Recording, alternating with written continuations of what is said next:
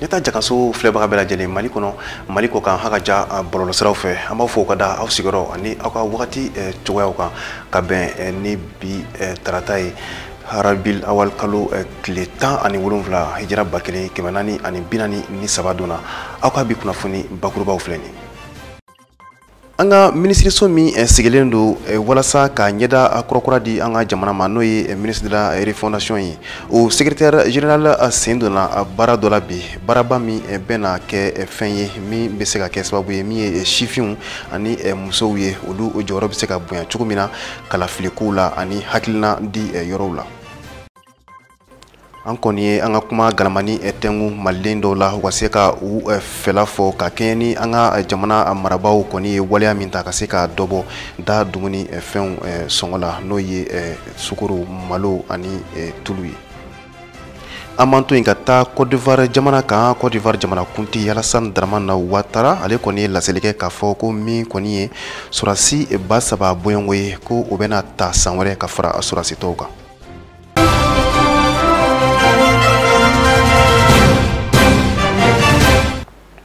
an bɛ bi kunnafoni dayɛlɛ ni kibaruya goman ye ɲɔrɔndi sahɛlikaw kɔni dusukun kamkaminen do bi kosɛbɛ ka sababu kɛ Seydina Ali n'o ye ɲɔrɔn sherifukɛ Buye Hayidara denkɛ ye ale kɔni tanyana Tunisie jamana kan bi tarata donya in na novembre kalo tile 23 san 2001 ale kɔni tun sɔgɔra maa dɔ fɛ muru la n'o yɛrɛ waleya kɛra novembre kalo tile 15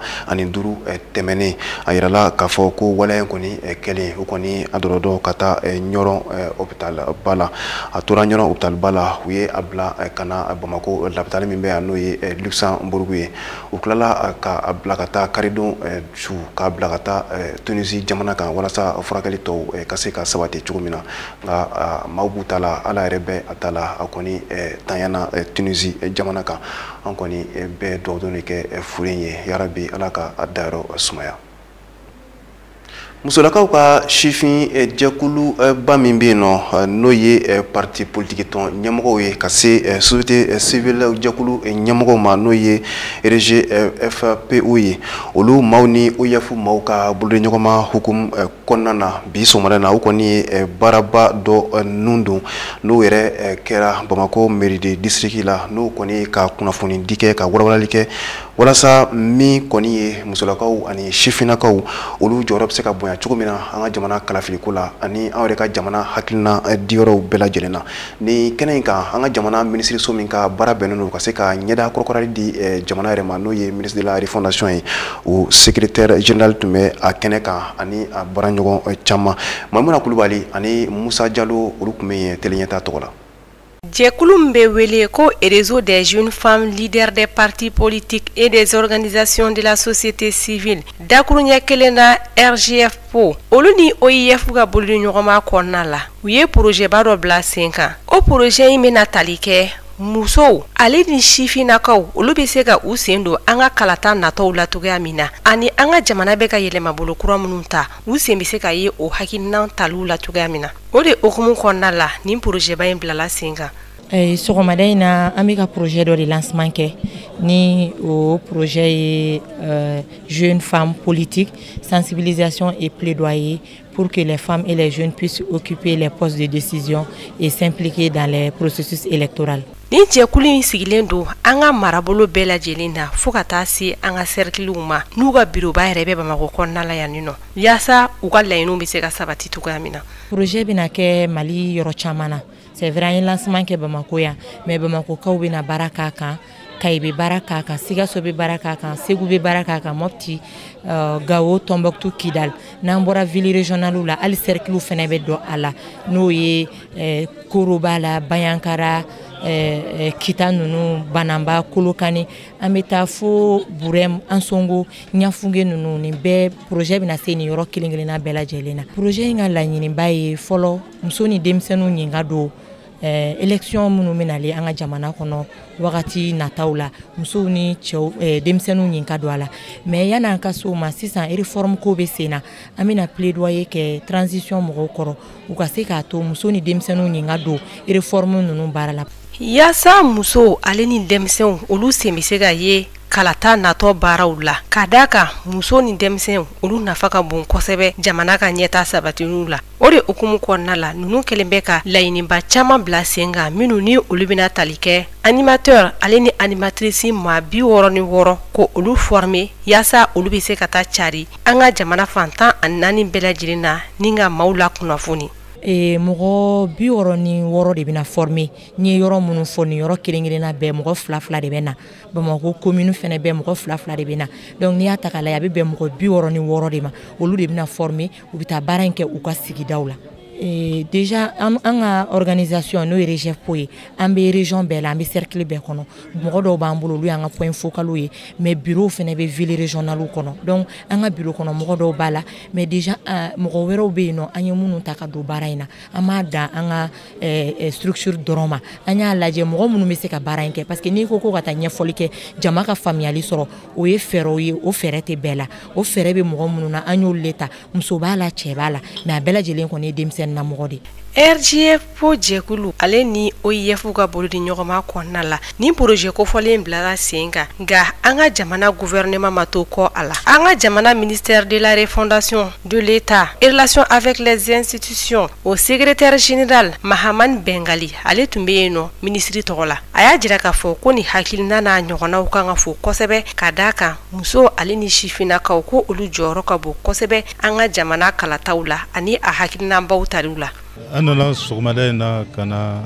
nin kɛnɛ in lancement kɛ RGFPO ye min bila sen kan ka kɛɲɛ ni kalata nataw ye a dabɔra min kama o ye jamanaden bɛɛ bɛ se ka i nin don cogo min na jamana lakurayali baaraw la n'a bɛ fɔ o ma ko refondation o tɛ taa ni musow ni denmisɛnninw kɔ o de kama ni projet in sigilen bɛ walasa musow ni denmisɛnninw surtout denmisɛn musomanw olu bɛ se ka wuli ka jɔ kɛ cogo min na faso lakurayali baaraw hukumu kɔnɔna na o de kama an nana ka na ni projet in lancement kɛ ni projet in bɛna to mɔgɔ caman bɛ fɛn caman faamuya ka da kan n'i y'a ye kalata ni fɛn caman bɛ kɛ jamana kɔnɔ jamana jɔyɔrɔ ko a n'a taabolo siraw a dɔnnen tɛ kosɛbɛ mɔgɔw fɛ. Donc projet in dabɔra walasa olu bɛ se ka la faamuya cogo min na jamanadenw fɛ donc an bolo nin ye fɛn ɲɛnamaba de daminɛnen ye min kan ka jukɔrɔlama don kosɛbɛ walasa a bɛ se ka yiriwa ka kɛ ni jamana yɛrɛ lakurayali baaraw ye. Hakililajigina ni jɛkulu kofɔlen a sigira sen kan san 2014 wagati walayi foyi tɛ a la fo na a kɛra musolakaw olu bɛ se ka u sen don jamana ka ɲɛta baaraw la cogoya min na wa nin kɔfɛ u kɛn bɛ ka baara caman boloda minnu ni u bɛna olu kɛ don n'a nataw la. Syndicat ba fila min bɛ an yɛrɛ ka jamana kɔnɔna na ni o ye sina bɛɛ fo ye n'o tɛ dɔwɛrɛ ye bankiw ani assurancew olu yɛrɛ bɛ ɲɔgɔn sɔrɔ syndicat kulu min kɔnɔna na ka se FNB ma olu kɔni y'a jira k'a fɔ ko u kɔni ye baarabila dɔ kɛ baarabila min kuntagala bɛ taa tile 3 ɲɔgɔn bɔɲɔgɔnko la ko a bɛ daminɛ bi tarata novembre kalo tile 23 san 2021 u kɔni y'a jira k'a fɔ ko ni an ka sɔrɔ bosoni ministre ka ɲɔgɔn ye o kɔfɛ ka se an yɛrɛ ka baara sabatili ministre olu ka ɲɔgɔn ye o kɔfɛ syndicat kulu ninnu kɔni a jira k'a fɔ ko min kɔni ye laɲini ye ko kɔni ma se ka kɛ sabati fɛn ye bawo fɔnko ɲɔgɔnkaw olu cayara sɛbɛn ninnu kɔnɔna na ni sarako kumaw b'o la ka taa se u yɛrɛ ka code de travail min ma ko min bɛ tali kɛ décret 1971 la fond social kunkan ko kan wa ko k'a jira k'a fɔ ko min kɔni nin grève kofɔlen ye ko u bɛ se ka lakɔrɔkuraya ni a banna. An ka jamana marabaw ye hakilina min ta n'o de ye ka se ka jɛ jamana yɛrɛ taxiw kɔ walasa min ye da dumuni fɛnw ye ani baloko o bɛ se ka nɔgɔya maliyɛn bɛɛ lajɛlen ma cogo min na a kɔni yirala k'a fɔ min ye sukaro tulu ani malo ye ko nunu kɔni ɲɛsina o de ma nka a yirala k'a fɔ ko maliyɛnw kɔni caman bɛ yen nɔ u ma ni laɲini kɔni nɔ ye cogo si la o de kɔni senfɛ Sumu Yatara ani Salifu Ɲare olu kɔni yalala bi ka kuma ganamani tɛngu maaw la u ka se k'o fɛla fɔ u sigina ni sera min an ka jɛ ka ɲɛmada u fɛ. A bɛ wagati damadamani bɔ an ka da dumuni bɛ jɔ dumuni mun na teliya la n'o bɛ tali yɛrɛ kɛ malo sukaro fo ka taa se tulu ma olu prix kɔni yɛlɛlen don kosɛbɛ an ka bitigitigiw fɛ jamanadenw fo ka taa se bitigi feerelaw ma u bɛɛ lajɛlen kɔni jɛlen don k'u tɛgɛ ɲɛsin gouvernement maaw ma bitigitigi mɔgɔw ka sabari u ka gouvernement mɔgɔw ka kuma lamɛn u ka fɛnw prix jigin an bɛ se ka kɛ an yɛrɛ ma hɔrɔn ye cogoya min na ko mɔgɔw sɛgɛnna wallahi denbayatigiw sɛgɛnna fo ka tɛmɛ hakɛ la e bɛ kɛmɛ fila b'e bolo n'e ma kɛmɛ naani fɛn san e ka denbaya tɛ balo o ye gɛlɛya kɔ dan de ye bon gɛlɛya kɛra fo k'a dépasser tiɲɛ na u kɛlen bɛ ka fɛnw gɛlɛya yɛrɛ yɛrɛ de wallahi gouvernement ko ka jigi u tɛ ka jigi an tɛ ka se ka foyi de san balo yɛrɛ gɛlɛyara yɛrɛ n'an sanna bɛɛ bɛ ka kule minnu bɛna sanni na bɛɛ bɛ ka kule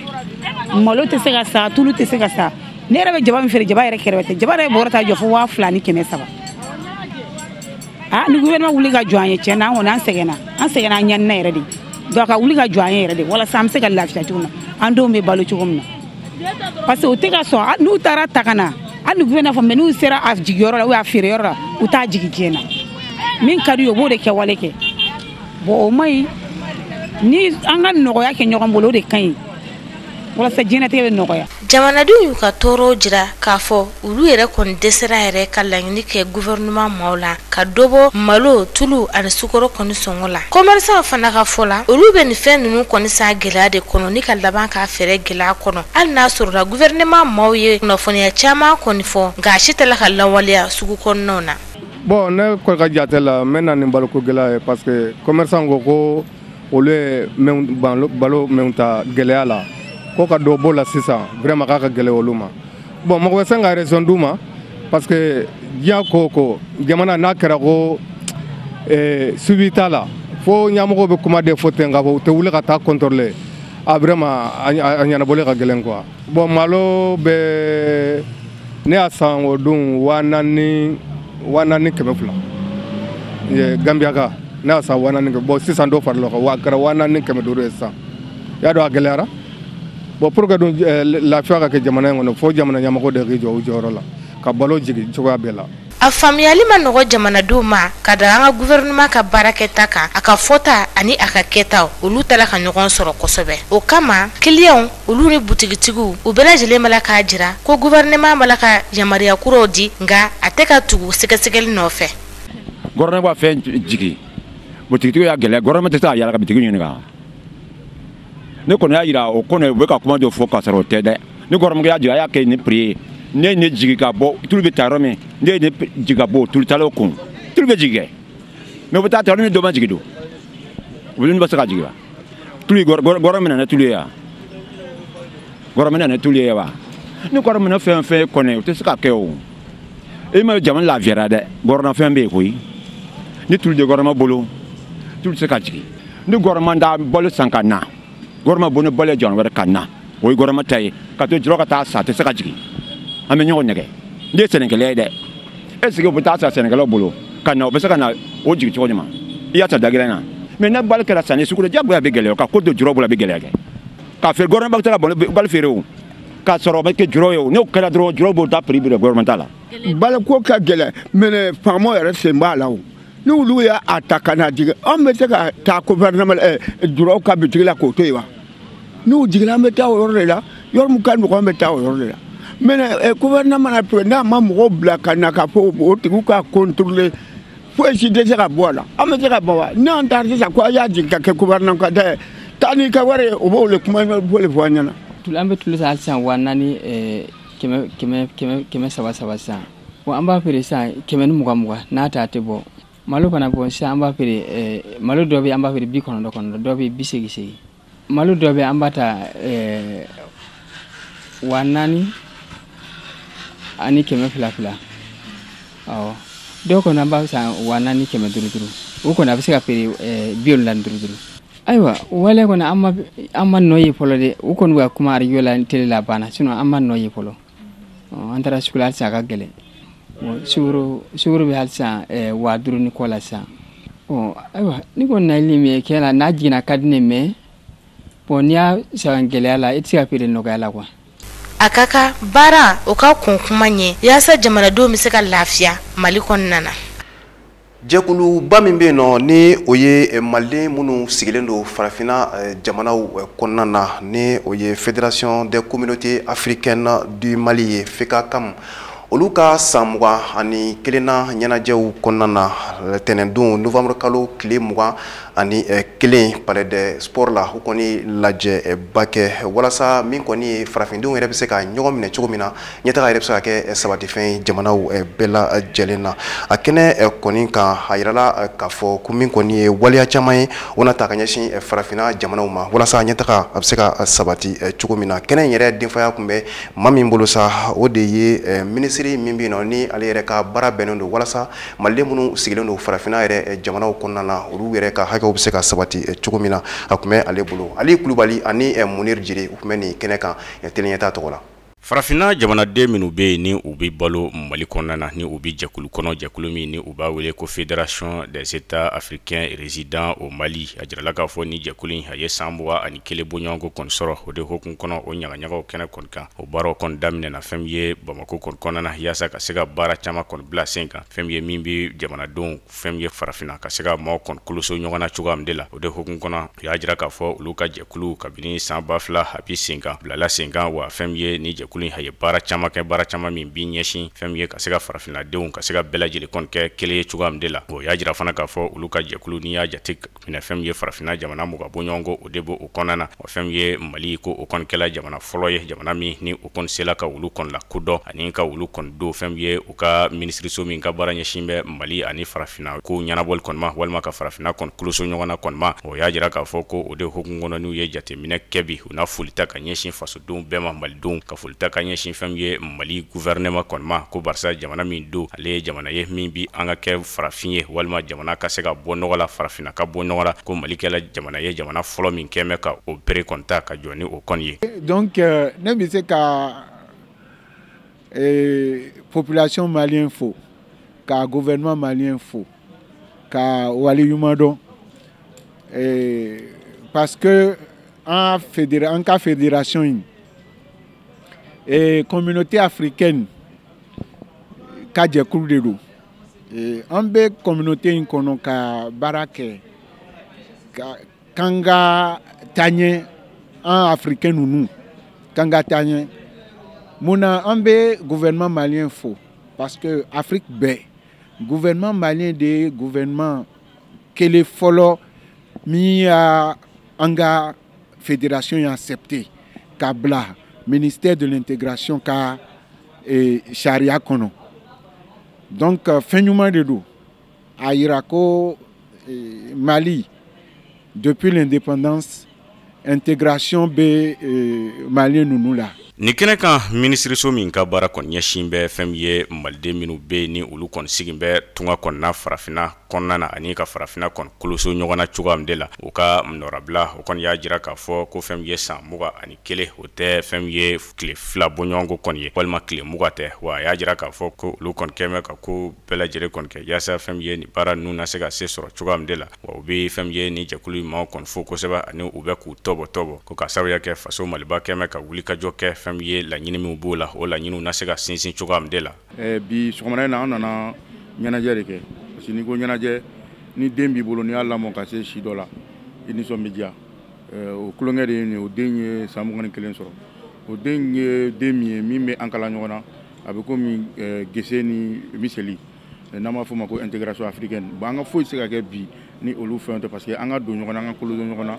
an ka furakɛli b'o kan an ka sɔrɔ b'o kan an ka kobaw b'o kan bon Mali fana ye dugu min ye jatigi dugu de don an ka sigidaw la an ka dugu kɔnɔ an tɛ se ka yɔrɔ sigi n'an ma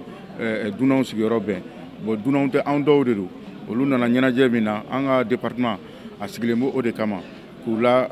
organiser k'u tɔpɔtɔ k'u ladon da min fɛ min bɛ bɛɛ hakili sigi o de kan o ye ministère ka baara bi ne nana ka na kuma ministre tɔgɔ la aw yɛrɛ y'an jɛmukan kɛ mun de ye ka don ɲɔgɔn na ye koloso ɲɔgɔn na n'an b'a fɔ o ma ko intégration o y'a ka aw yɛrɛ y'a ka tɔmɔtaw sɔrɔ a la bon a fɔra ko ma a bɛ komi diɲɛlatigɛ de don fɛn bɛɛ de b'a kɔnɔ ni fɛn bɛ fɛn min kɔnɔ an tɛ taa ɲini yɔrɔ jan an b'an sigi kɛrɛfɛ an b'o lajɛ an ni ɲɔgɔn cɛ wa a kunnafoni nana ka n'an bilasira o b'a yira k'a fɔ baara min bɛ ka kɛ a baara ka ɲi an bɛ min ɲini aw fɛ fana a k'a lase population ma k'a dɔn k'a fɔ ko fɛn dɔ bɛ yen bi min b'an kala ɲɔgɔn na gɛlɛya fɛn bɛ Mali kan bi ni baarakɛminɛw de bɛ se k'an dɛmɛ pour que an bɛ se ka bɔ gɛlɛya kɔnɔ. N'i ye nin jɛkulu in jateminɛ fɛn ye u bɛna jɔ kun kelen kɔni de kɛ wuli ka jɔ kɔni kɔnɔna na ni kunnafonidilaw olu bɛna sigi kumana kɛ farafinna yɛrɛ kɔni kan ani fo ka taa se fɛn ye joli di u na jolidiw di maaw kɔni ma lapitalisow kɔni na maa min mago bɛ joli la o bɛɛ lajɛlen kɔfɛ fɛn ye musolaka minnu bɛ yen ni bana bɛ u la ni sugunɛ bana fo ka taa se bana wɛrɛw kɔni ma o n'a fɛn ye dɛmɛta ka ɲɛsin ninnu bɛɛ lajɛlen kɔni ma ani jamana minnu bɛ yen ni u bɛ Mali kɔnɔna na yan olu fana na tobili kɛ o jamana fɛn ka tobili duma n'o fana kɔni kɛ a fɔ ko fɛn ye baara ninnu yɛrɛ bɛɛ lajɛlen bɛna kuncɛ min de o de ye ka taama ba boloda ni u b'a wele ko marathon fɛn ye ka se ka bɛn ani keleya k'o ɲini Mali kɔnɔ ani farafinna ka se ka bolo di ɲɔgɔn ma ka kɛ kelen ye ka bɔ da kelen fɛ ka don da kelen fana kɔni fɛ ka se ka farafinna kɔrɔta cogoya min de la.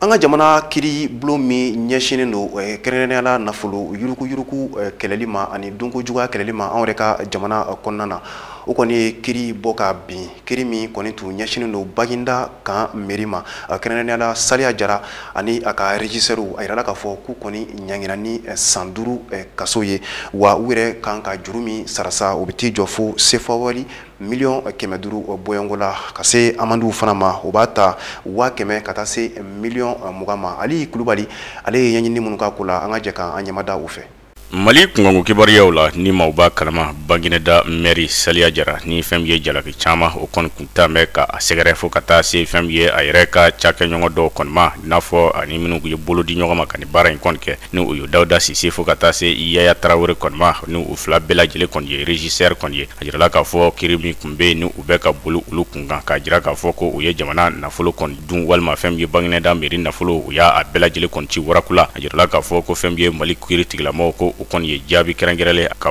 bɔ ka da fɛn ye ni ko nu bɛɛ lajɛlen sɛgɛsɛgɛlen kɔfɛ ko hali n'a sɔrɔ a kumaw ko o kɔni cayala a yɔrɔ la kosɛbɛ a jirala k'a fɔ fɛn ye Saliya Jara n'i y'a jateminɛ fo ka taa se a ka régisseur fila bɛɛ lajɛlen kɔni ma ko nu bɛɛ lajɛlen kɔni ko jalaki kɔni bɛna u kan k'a jira k'a fɔ o ye fɛn ye jamana nafolo ka a yuru k'a dun wa ko u na datugu kaso kɔnɔ fɛn ye ka datugu pewu kaso kɔnɔ fo san 5 bɔɲɔgɔnko mais fɛn ye a ka dankan sabanan n'u ye 3e adjoint n'u ye Mahamadu Samake kɔni ye a jirala k'a fɔ ko ale fana kɔni jalakila san 5 bɔɲɔgɔnko kaso ko nka ale bi n'ale bɔla fana fɛn ye n'a segila ɲɔgɔnna wɛrɛ kan a na segi ni u b'a wele ko condamnation de 5 ans de prison avec sursis o de hukumu kɔnɔ a jirala k'a fɔ ko u ka fɛn ye conseiller municipal n'u ye Mamadu Sinayogo ye a jirala k'a fɔ ko yafa kɔni kɛla ale ma ale sema ye fɛn ye nin ko ninnu kɔni kan a jirala k'a fɔ ni maa ko fɔlɔ minnu filɛ nin ye ni u kɔni jalakila k'a jira k'a fɔ u na san 5 kɛ kaso la Saliya Jara a n'a nɔfɛmaw ko u jalakila k'a fɔ ko u ye fɛn ye CFA wari miliyɔn 529 bɔɲɔgɔnko ko u y'o de kɔni ci warakula ka taa san 2015 san 2016 ka taa fori san 2017 kɔni kɔnɔna na fɛn ye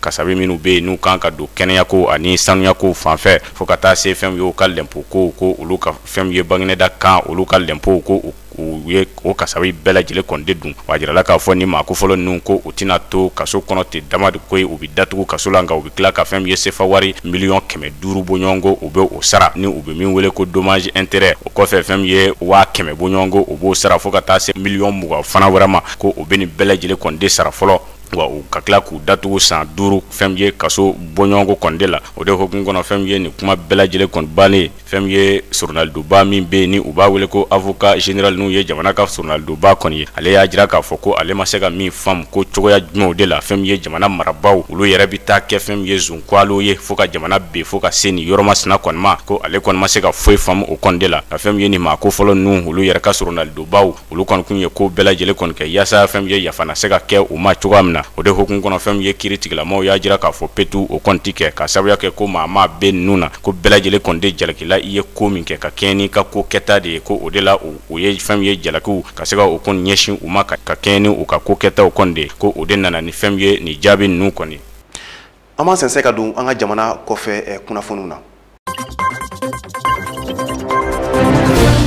Côte d'Ivoire ka ofeno uka jamna nyema Alassane Ouattara ale yɛrɛ kelen ko ka sen ka bɔ a ka voyage dɔ la ka bɔ Paris yɛrɛ kɔnɔna la ni o yɛrɛ kɔni kun voyage kunba de lajɛba dɔ ye a bɛ fɔ min ma ko forum sur la paix yasa bɛɲɔgɔnya o bɛ se ka sabati cogoya minnu na a seginnen kɔfɛ a ye kunnafoniyaw di k'a yira k'a fɔ ko fɛn min ye finitigilaka maa ba saba bɔɲɔngo ye olu le kan ka taa san wɛrɛ ka fara Côte d'Ivoire yɛrɛ finitigilaka tɔw kan o kɔnɔna la a y'a yira k'a fɔ ko fɛn min ye Côte d'Ivoire yɛrɛ finitigilakaw ye san saba kura minnu natɔ yɛrɛ kɔni filɛ nin ye ko u ka finitigilakaw kɔni kan ka caya kosɛbɛ ka sababu kɛ ko fɛn min bamaci wale ye o kɔni ɲɔɲanen don Côte d'Ivoire yɛrɛ kɔnɔ fo ka taa se diɲɛ bɛɛ lajɛlen ma yasa olu bɛ se ka kɛlɛ cogoya min na ni maa ba saba kofɔli mun n'u kan ka ta ka u kɔni bila finitigilakaw fɛ o ka sababu kan ka bɔ u ka minisiriso ka budget fɛ san 2022 nata ninnu na minisiriso min ka kɔɲɔw ɲɛsinnen don lakanaw ma u ka jamana yɛrɛ kɔnɔna la ka fara o bɛɛ lajɛlen kan u y'a yira k'a fɔ ko fɛn min ye finitigilaka 20,000 ye olu le kan ka ɲini yanni san 2024 nata ninnu cɛ ka se ka o yɛrɛ kɔni fara finitigilaka tɔw kan.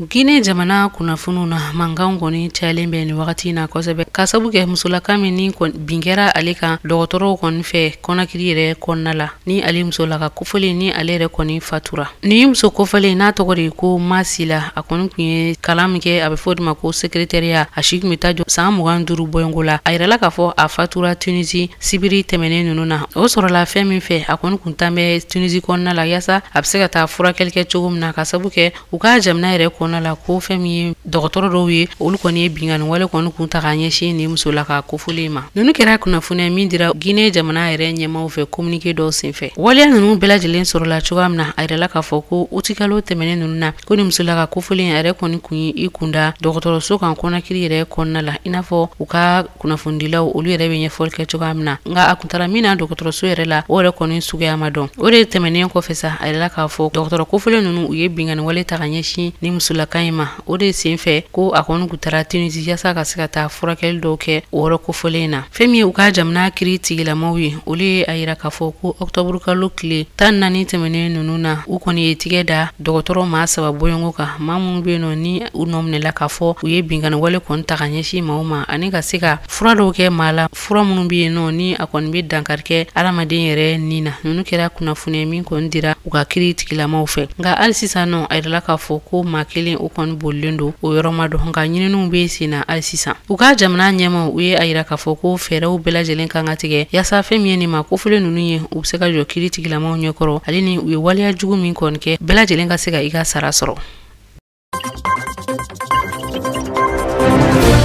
Chad jamana kunnafoniw na fɛn min ye jamana kɔnɔden dɔw ye olu yɛrɛ kɔni wuli ka jɔ kɛ ka sababu kɛ u ka jamana ɲɛmaw kɔni waleya dɔw kɔni sigi sen kan n'o de ka maaw kɔni ka mɔbiliw ka se ka kɔntoroliw kɔni kɛ o la maa minnu bɛ yen nɔ n'u ka mɔbiliw kɔni papiyew si lajɛlen ma dafa o baaraw kɔni daminɛna novembre kalo tile 22 in na o kɔnɔna la maa minnu ye nin wuli ka jɔ yɛrɛ kɔni sigi sen kan olu ye a laɲini ko fɛn min ye gouverneur ye o ka wuli ka bɔ a siginɔw la kabini nɛgɛ kaɲa 7 sɔgɔmadafɛla la polisilakaw olu yɛrɛ kɔni ye a laɲini ka wuli ka jɔ kɛla ninnu ka se ka u gɛn cogoya bɛɛ lajɛlen na u kɔnɔna la u ye gaz lacrymogène kɔni ci u la nka o bɛɛ lajɛlen na fɛn min ye ni sigida kofɔlen in ma dɔ ye ale y'a yira k'a fɔ ko denmisɛnninnaka maa caman fo ka taa se musolakaw ma olu bɛɛ lajɛlen yɛrɛ kɔni bɛ nin yɔrɔ kofɔlen in na hali sisan nɔ yasa ka se ka u ka dusumakasaw yɛrɛ kɔni yira o senfɛ a y'a yira k'a fɔ ko butigiw yɛrɛ kɔni bɛɛ lajɛlen datugulen don a bɛ tile damadamani bɔ nin wulikajɔ kofɔlen ninnu kɔni a yirala k'a fɔ a ma sɔrɔ fɛn wɛrɛ senfɛ denmisɛnninnaka dɔ ni a yɛrɛ kɔni kun ye wulikajɔ maa ye o kɔni fatulen kɔfɛ ka sabu kɛ marifa cili ye a la ka fara o bɛɛ lajɛlen ka finitigilaka minnu kɔni kun bɛ yɔrɔ kofɔlen in na olu yɛrɛ kɔni ma se f'u ye wele bila u tɔɲɔgɔnw ma a bɛ fɔ minnu ma ko renfort yasa u ka se ka na u dɛmɛ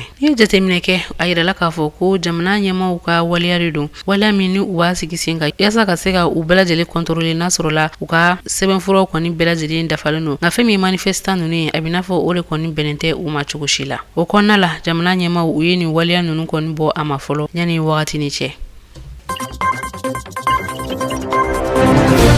RDC jamana kunnafoniw na u ka yɔrɔ min bɛ n'a bɛ fɔ o ma ko jugu ni o yɛrɛ bɛɛ lajɛlen yɛrɛ filɛ nin ye Ituru yɛrɛ kɔnɔna la a yɛlɛ k'a fɔ ko fɛn min ye bamaji wale kɛbaa ma dɔw ye olu yɛrɛ kɔni wulikajɔ kɛ ka ɲɛsin ne ma kofɔlen ninnu ma novembre kalo tile 21 ka taa se a 22 tɛmɛnen ninnu ma o kɔnɔna la a yɛrɛ k'a fɔ ko maa caman olu yɛrɛ kɔni bɔnɛna o nin na ni o ma kofɔlen ninnu bɛ taa jɔ maa 12 walima dɔw yɛrɛ y'a yira k'a fɔ ko a bɛ taa se ka se fo maa 30 bɔɲɔgɔn ma o kɛra yɔrɔ minnu na a bɛ fɔ olu ma ko dorodoro larugui fo ka taa se village wɛrɛw ma minnu bɛ o kɛ o masuruna la maa minnu bɛ yen nɔ ni olu yɛrɛ kɔni wulila ka bɔ u sigiɲɔgɔnw la ka taa sigiɲɔgɔn wɛrɛw la ni a bɛ fɔ o ma ko site de déplacé a yɛlɛ k'a fɔ ko wulikajɔ in kɔni kuntara ka ɲɛsin olu yɛrɛ fɛnɛ ma ni waleyajugu kɛbaa maa ninnu n'a bɛ fɔ olu ma ko misilu olu yɛrɛ kɔni de ye waleyajugu kɔni ta ka ɲɛsin fɛn min ye déplacé olu sigiɲɔgɔnw ma o kɔnɔna la u ye tasuma yɛrɛ kɔni ta k'a don u ka sisow ale ni u ka minɛnw bɛɛ lajɛlen na ani ka tila ka maa dɔw yɛrɛ kɔni faga maa min bɛ nin yɔrɔ kofilen yɛrɛ ɲɛmɔgɔya la ale y'a yira k'a fɔ ko u ye maa min kɔni su ye u bɛ taa se maa 18 ma nka fɛn min ye finitigilakaw ye olu y'a yira k'a fɔ ko civil laka maa 12 olu de bɔnɛna o ni la nka fɛn min ye bamaci wale kɛbaa maa ninnu ye u sera ka o maa 9 kɔni minɛ o bɛɛ n'a ta a yirala k'a fɔ ko maa minnu bɛ yen nɔ ni u fatura nin koɲɛ na ko a ka ca ka tɛmɛ nin bɛɛ lajɛlen kan i n'a fɔ maa wɛrɛw olu ye kunnafoniyaw di cogoya min na ɲinini kɔni bɛ senna hali sisan hali n'a y'a sɔrɔ basigibaliya o bɛ nin yɔrɔ kofɔlen na yaasa maa minnu bɛ yen nɔ ni olu yɛrɛ kɔni ma ye walima o su kɔni ma ye ka se ka ɲinini kɛ ka ɲɛsin olu ma. Sani an k'an kɔ don ɲɔgɔn na ni kibaruya telima ye ka da aw tulo kan an ka jamana sigikafɔba min ko kuma bɛ sen na ni a kun kan ka boloda décembre kalo kɔnɔna na n'o yɛrɛ kama ko assise nationale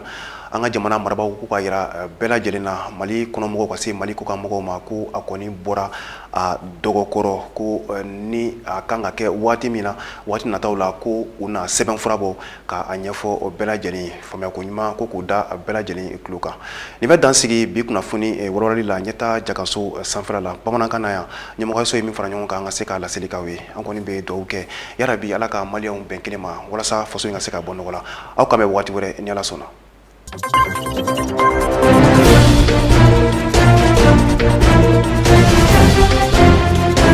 you.